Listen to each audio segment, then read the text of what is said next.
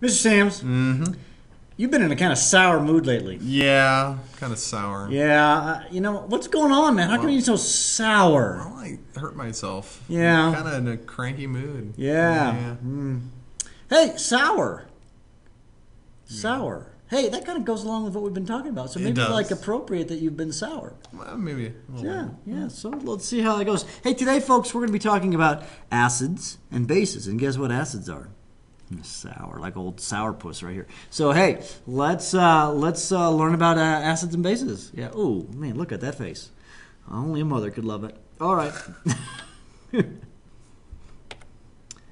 Hey, I think we should learn a little bit about acids and bases. Okay. So common acids and bases. So let's do a little video clip about common acids and bases. Alrighty.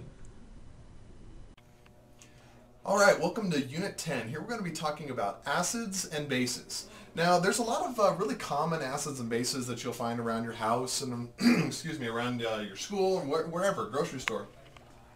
So if you think acid, don't think like nasty stuff that'll burn your face off or anything like that. Now we have some of those down here in our acid cabinet, and I'll show you those here in just a minute. But some common household ones that you have laying around, vinegar. Vinegar is an acid, okay? Very common acid that we have around our houses. In your soda, okay, I got a little bottle of Sprite here. If I read the ingredients, we have carbonated water, high fructose corn syrup, citric acid, okay? Citric acid, it gives it a little bit of a tang, kind of a,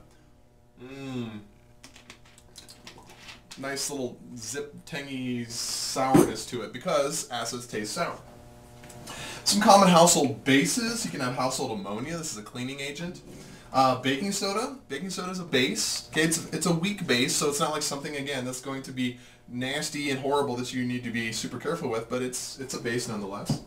Something called washing soda. These two are cousins. Baking soda is sodium hydrogen carbonate, and washing soda is sodium carbonate. Okay, Tums antacid. Okay, it's called an antacid or an anti-acid because it's a base, and bases neutralize acids. So, yeah, a little antacid you can take if you have an upset stomach or anything like that. And you're sometimes in our class we analyze this as our final project. So, just heads up there. Now, some of the more commercial things that we buy here in the lab are things like sodium hydroxide. Now, these are sodium hydroxide pellets. Now, sodium hydroxide is a very strong base. We'll talk about that, what that means in a while. You can see it comes in these tiny little pellets here. Okay, we're very careful with this because the powder can kind of poof out and be nasty. We don't want to breathe that in. We'll take you down into our corrosives cabinet here. This is our acid cabinet, if you will.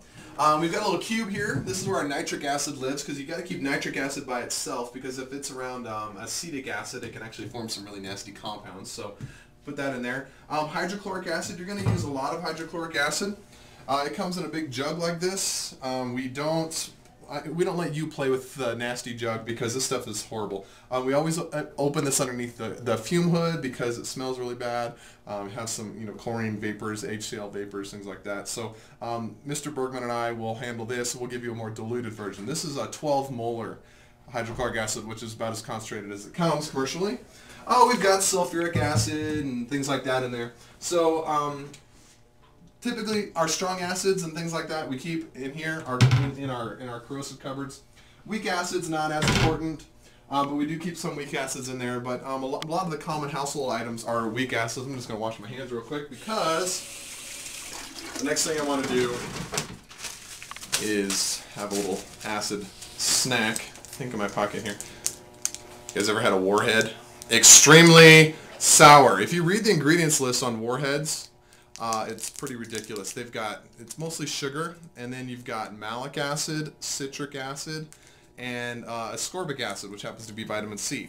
And that's what is on the little powdery thing around here on the outside. So if you know anything about acids or anything about warheads, if you put malic acid on something, oh my gosh, and citric acid is ridiculous. Holy cow, I can't even talk. It's ridiculously sour. Oh God, horrible. So acids are sour. Never forget it. If you taste sour, you're tasting acid. We'll talk about how it works in a little bit. My eyes are watering. My mouth is watering when you're drool. Let's get to learning some actual things instead of watching Mr. Sands make horrible faces. Oh my gosh. It's awful. Okay. Or okay. Better. The end. That was pretty cool, Mr. Sams. Yeah. Lots of acids and bases all over the place. Boy, they're really amazing, aren't they? Okay, speaking of acids, bases, we should learn about the properties of acids and bases. So what do we know? First of all, I know that acids, well, they're kind of sour, like you've been lately. About that, yeah, they're sour. They taste sour. Ooh, ooh. Yeah, like a lemon. Yeah. An example would be what? A lemon. A lemon, yeah. Anything else that's sour tasting? That warhead I ate. Yeah, warhead. Yeah, those things are horrible. Got citric acid and malic acid and all sorts of... Yeah, nasty stuff. Yeah, vinegar. Vinegar. Yeah, vinegar. Okay, good. All right, hydrogen ions. Yeah, very important to understand, folks, is that it's the hydrogen ion. When we say hydrogen ion, that's H positive. That's the hydrogen ion. Yeah, they... yeah, we'll talk more about that later. later. A little bit later. Acids tend to be corrosive. They're they also can corrosive. Dissolve metals and can sometimes break down plastics, and you know, they help some enzymes work in your stomach, things like that. So very important. And you know, a lot of people think of acids and they get kind of all freaked out. But there's a lot of acids that are very important and common. Some are used for cleaning agents like boric acid. So they don't always turn things into, you know, evil superhero villains or anything like that. So. Yeah. So and sometimes even at the eye doctors, they'll put acid in your eye to help. I think it's boric acid. I'm not sure. They use some kind of real dilute acid and weak acid, and so it's not. They're not bad. They're not bad. There's some that are very bad. There's some, Yeah. Okay. Yeah. And then bases? Yeah, those tend to taste bitter. Bitter. Yeah, they actually, and when you touch them, they feel slippery. Yeah. Now, I've heard reasons for why this is the case. I don't know if it's 100% accurate or not, but I've heard that since you have oils in your hand, when you put a base on an oil, it actually turns it into soap. Oh, that makes sense. So it's a process called saponification, and so I've heard that you're actually turning the oil in your hand into soap, and that's what feels slippery. I'm not exactly positive, but that makes sense, though. I Yeah, heard that I in a understand workshop it. somewhere. And they produce a chemical called hydroxide. Remember, that's hydroxide. That's one of those polyatomic ions we learned forever ago now, it seems like. Yeah. Now, bases can, you know, if we're talking about nasty acids, there are just as nasty bases as well. Bases can be very dangerous. But there are also some that are not dangerous in any way. For example, like what? Like baking soda is basic, but that's, you know, obviously you eat that, so that's not a problem. Yeah, so there's also bases like in DNA and stuff, right? Base pairs. Yeah. Those just have nitrogen in them, and they classify as bases that way. Yeah. So there's also some very helpful bases. So yeah, some bases are nasty, horrible, and some are not so bad. Not so bad. In fact, are essential for life. Yeah. Okay. Hey, let's just talk about your taste buds. Interesting, acids and bases in your taste buds. Not just acids and bases in your taste buds. You've got the tongue. This is a tongue. This is Sam. What are you doing with the tongue? Okay, that's gross. Yeah, okay. All right, so that's a tongue, if you didn't know that. And you probably know that you have things called taste buds. Yeah, little bumps on your tongue. The little bumps on the back of your tongue, those are the bitter taste buds. Yeah. And now we're going to kind of generalize here. Yeah. They're not completely isolated to these areas, but the general idea is that they're kind of more concentrated in these areas. Yeah. You can taste essentially 4 different types of things with your tongue. Sweet, and then that's at the tip of your tongue, ish. That's sort of an ish thing. And over here on, I forget, where's the sour versus the salty? I don't remember. They're on the sides, both on of them. On the sides are your salty and bitter. So let's just say, for the sake of argument, Mr. Bergman, you're wrong. Yeah. This is the salty, and then this is the sour. Yeah, and again, these are generalizations. They're not completely isolated to these locations. Yeah, but they're sort of ish. Yeah. Yep. Now, what is it that your taste bud does? Yeah, well, when we talk about acids and bases, we mentioned a minute ago that acids are sour. So when your sour taste buds are going off, what they've done is they've detected the presence of hydrogen ions. If you have hydrogen ions, you have acid. So it goes sour, hydrogen ion, acid. So think of it this way: if you've got in my house, I've got what's called a carbon monoxide tester, CO, carbon monoxide, and the job of that device is to sniff all day long, all night long, 24 hours a day, 7 days a week for carbon monoxide.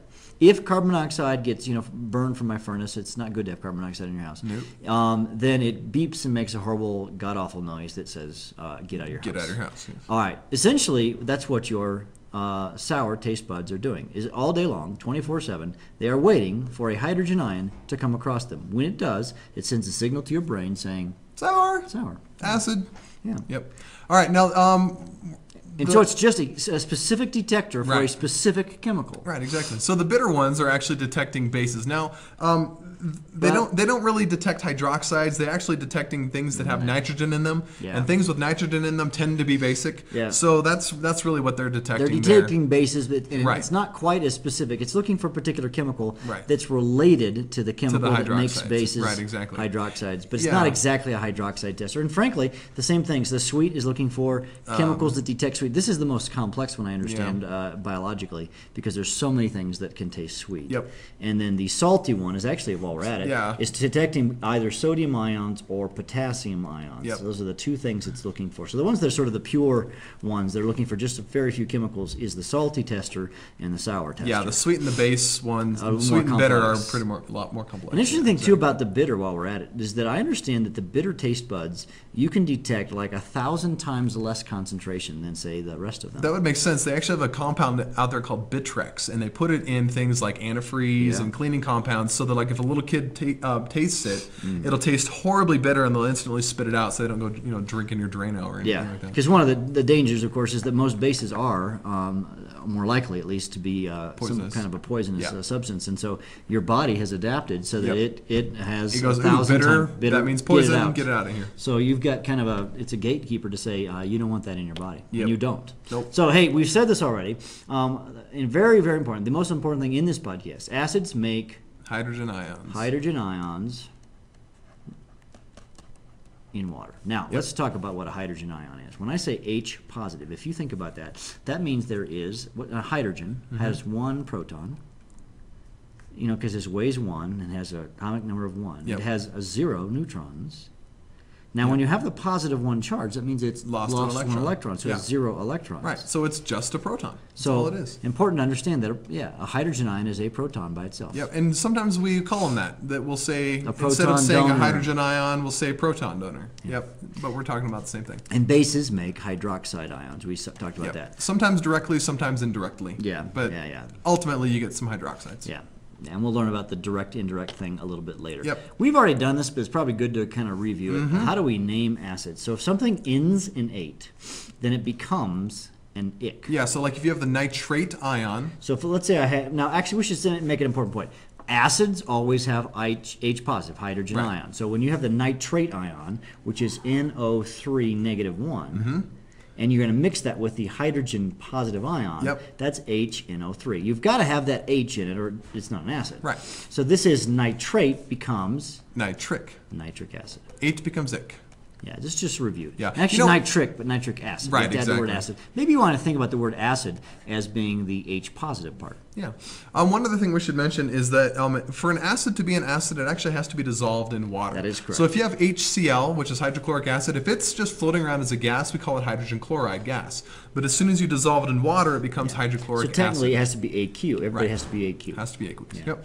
And so let's do an example of the night. Let's say we do sulfite, maybe? Sulfite, sure. Sulfite is, if you recall from your polyatomic ions, is SO3 negative 2. Now, of course, to make it an acid, you've got to react it with H positive, so that's H2SO3. Now, again, it has to be aqueous, so let's go ahead and throw that in there. Yep. And his name is an ite, sulfite. Yep, so sulfite becomes sulfurous acid. It's not sulfus acid. We put the back in there from sulfur. Sulfurous? Yeah. Sulfurous. Sulfurous. Well, I've always called it sulfurous. Oh, well, different pronunciation. I don't know, whatever. The West Coast I guess sulfurous. I think it's sulfurous. Yeah. All right, ide. How about an ide like cyanide? That's a nasty element. You never want that. Mess with that.